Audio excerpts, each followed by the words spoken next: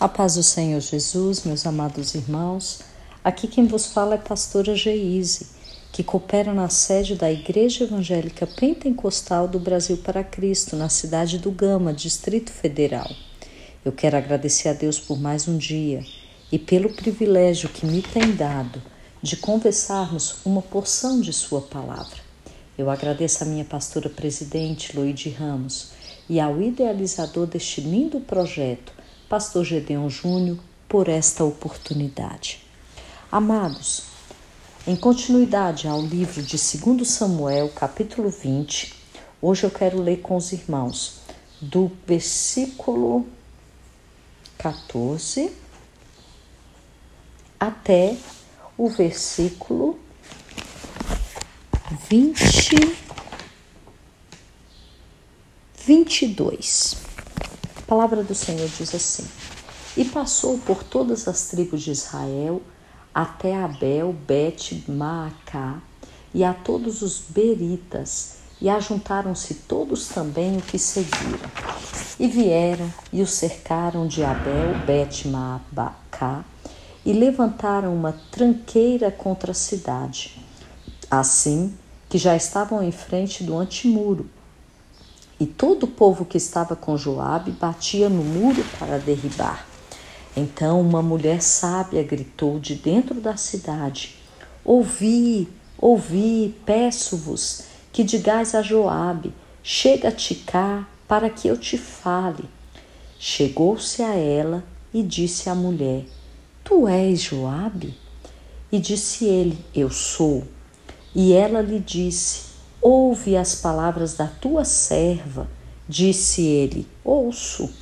Então falou ela dizendo: Antigamente costumava-se falar, dizendo: Certamente pediram conselho a Abel, e assim o cumpriram. Eu sou uma das pacíficas e das fiéis em Israel. E tu procuras matar uma cidade que é mãe de Israel? Por que, pois, devorarias a herança do Senhor? Então respondeu Joabe e disse: Longe de mim que eu faça tal, que eu devore ou arruine. A coisa não é assim. Porém, um só homem no monte Efraim, cujo nome é Seba, filho de Bicrim, levantou a mão contra o rei, contra Davi. Entrega-me só este homem, e retirar-me-ei da cidade. Então disse a mulher a Joabe: Eis que te será lançada a sua cabeça pelo muro. E a mulher, na sua sabedoria, entrou a todo o povo e cortaram a cabeça de Seba, filho de Bicrim, e lançaram a Joabe. Então tocou este a buzina e se retiraram da cidade, cada um para as suas tendas. E Joabe voltou a Jerusalém ao rei. Meus amados irmãos, nós vemos aqui, a partir do versículo 14, nós vimos a morte de Amasa, né? E aí continua. Houve então o quê? Uma longa marcha a partir de Gibeon, e era cerca de 190 quilômetros de Gibeon a Abel e a Bet-Maacá. E como alguns dizem, até Abel de Bet-Maacá. Essa localidade ela é identificada com a moderna Abi-el-Can. Ficava na parte do extremo norte de Israel, ocupada pela tribo de Naftali, não distante do Monte Hermon, já perto das fronteiras com a Fenícia. O fato de que Joabe perseguiu a Seba, as próprias periferias do reinado de Davi, ilustra o quê? O seu zelo e bom julgamento. A revolta de Seba tinha sido fracassado e agora ele parecia ser um problema extremamente secundário, incapaz de criar qualquer dificuldade real. Mas Joabe sabia do efeito salutar que a perseguição laboriosa e a morte de um líder tão secundário teria sobre as outras rebeliões latentes. Ele queria mostrar àquele que se levantasse contra o rei o que aconteceria. Aí nós vemos que o versículo 14 fala assim: e todos os bereitas, passou por todas as tribos e por todos os bereitas, né? Não há informação, assim, uma informação na Bíblia certa sobre eles, mas quanto ao que se pode especular, nós vemos que nessa localidade, né, dos bereitas, o Seba, ele consegue o quê? Um bom número de seguidores. E quando se ouve falar do avanço de Joabe, encerrou-se na cidade de Abel, preparando-se para sofrer um longo cerco, e infelizmente nós percebemos que Seba morreria naquele mesmo dia, que fazia parte de outra obra de arte de Joabe. E aí o cerco lançado por Joabe, ele foi adequado para que houvesse uma invasão da cidade em breve. E como usual, os habitantes seriam o quê? Todos dizimados. Os seguidores de Seba seriam aniquilados. Aí no versículo 20 fala sobre, no versículo 15, perdão, irmãos, fala sobre olha só, vieram e cercaram Abel e levantaram uma traqueira contra a cidade, né? Um montão. Essa palavra, ela pode significar uma máquina de guerra para derrubar as muralhas da cidade. Porém, o mais provável é que esteja em vista um montão de terra, a fim de que os homens de Davi pudessem escalar as muralhas, ou de onde as muralhas pudessem sofrer uma ação, né? Ou também poderia ser um montão artificial, da qual flechas e outros mísseis seriam lançados contra a cidade.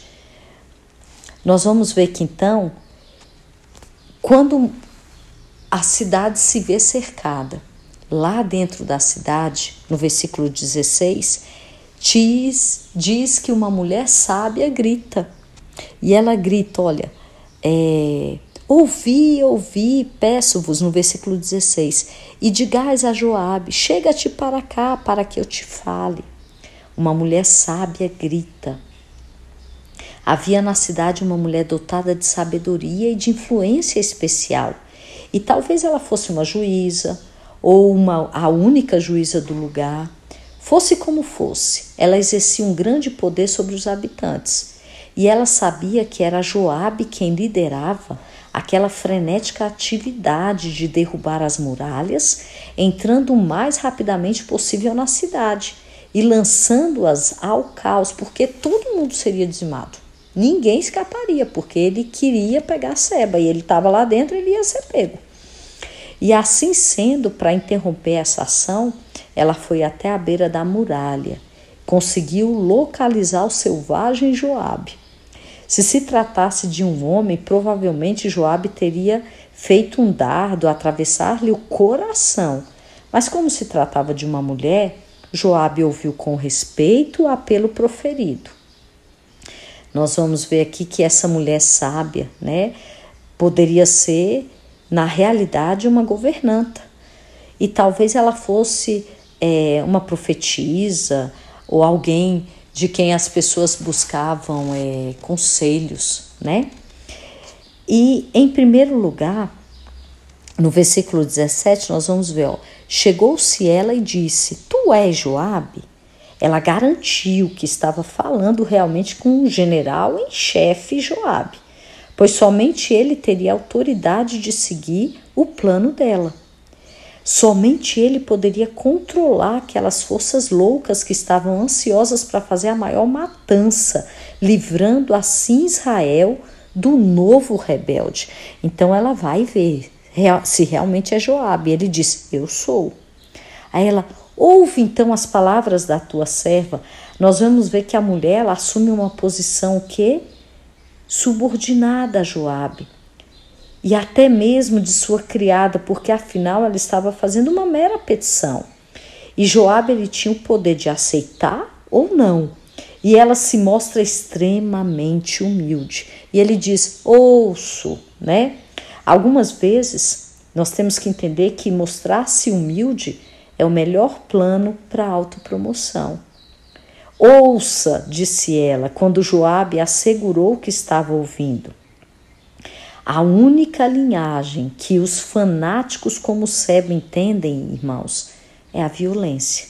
E algumas vezes esses fanáticos, eles são mentalmente doentes e até mesmo insanos. E nenhuma diplomacia poderia afetá-los. Porquanto que, se continuassem com a violência, que é a única coisa que eles entendem, somente porque um homem é mentalmente desequilibrado ou mesmo insano, isso não significaria que ele não teria grandes poderes de raciocínio, ou seja, capaz de influenciar outras pessoas.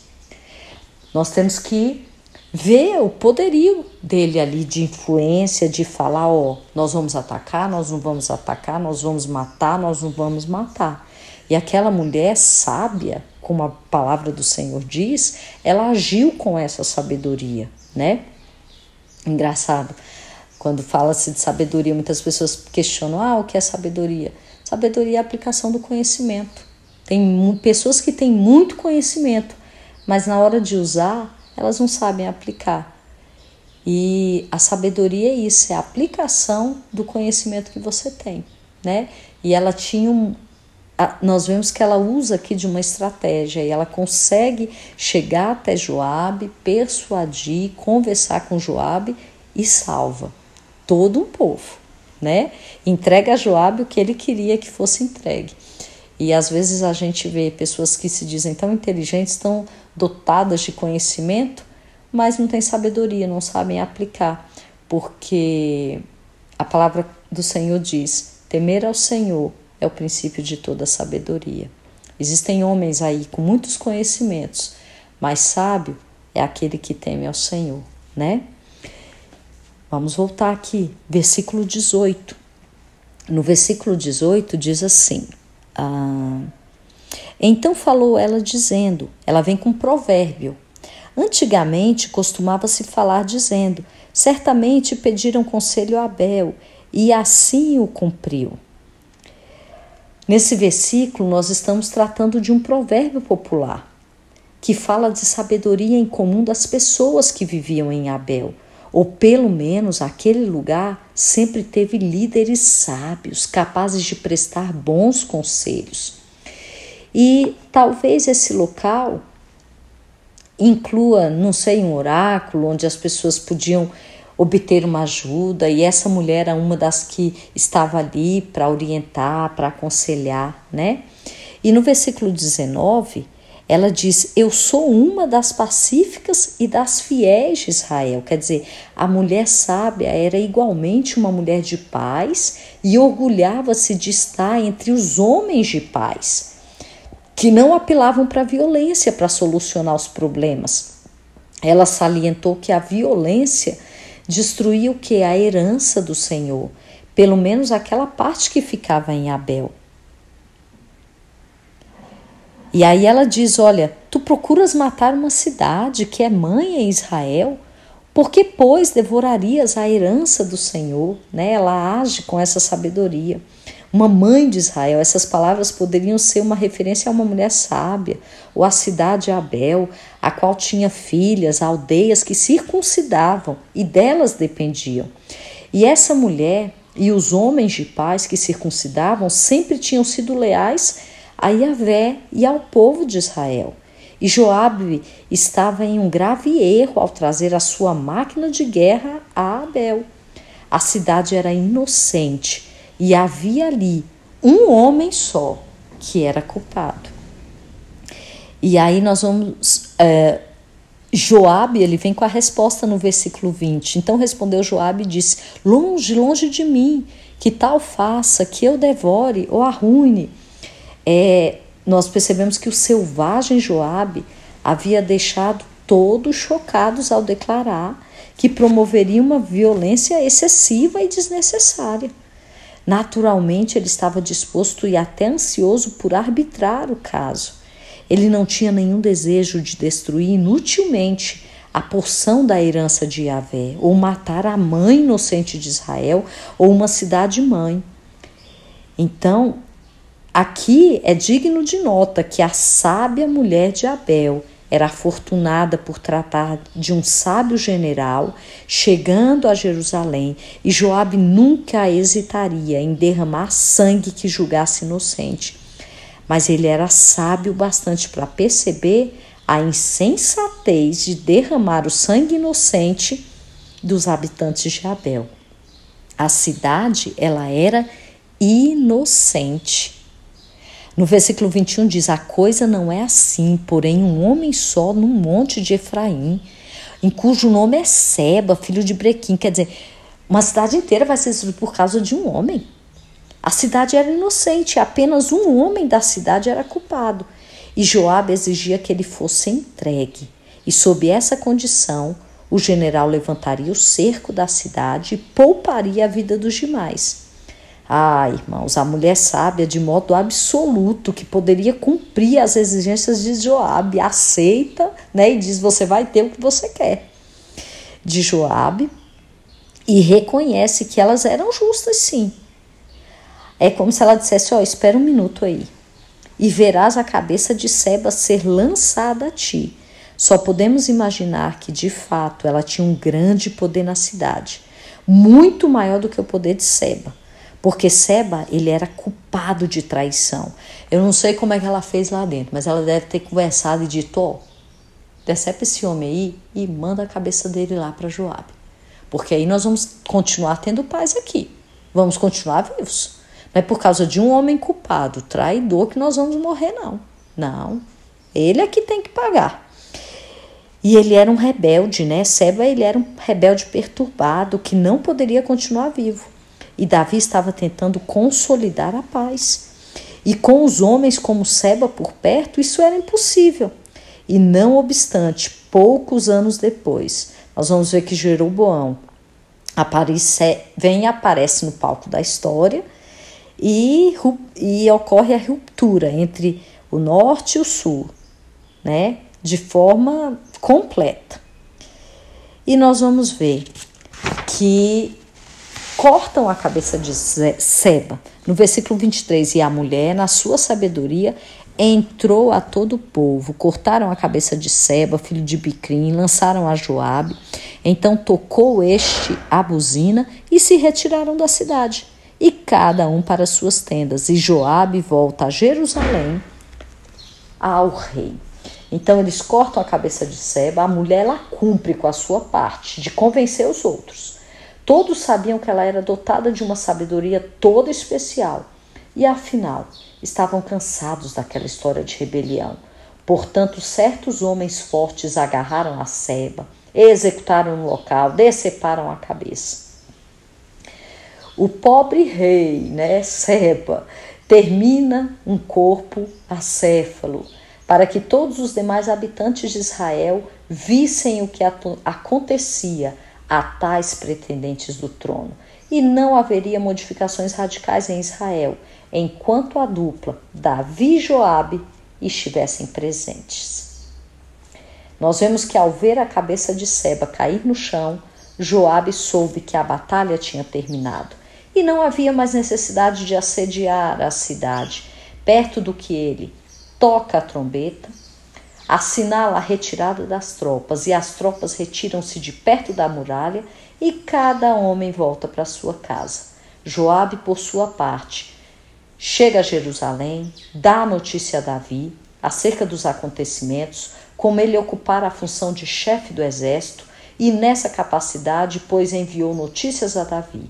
E Joabe não se manteve rancoroso por haver sido temporariamente deslocado da chefia do exército de Davi, que entregara a posição a Amasa. Antes ele permaneceu feroz na sua lealdade a Davi, e ele não tinha ambições políticas, mas encabeçar o exército era muito importante para ele. E ninguém, nem mesmo Davi, podia impedi-lo de ocupar esse posto.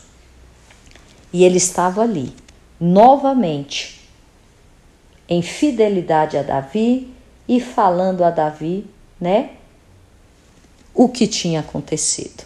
E assim Seba foi morto, que queria fazer uma nova bagunça no reino de Davi. Amados irmãos, hoje nós paramos por aqui e amanhã, permitindo o Senhor, estaremos no final de 2 Samuel, capítulo 20. Que o Senhor vos abençoe, que o Senhor vos guarde, um dia de vitória na presença do Senhor.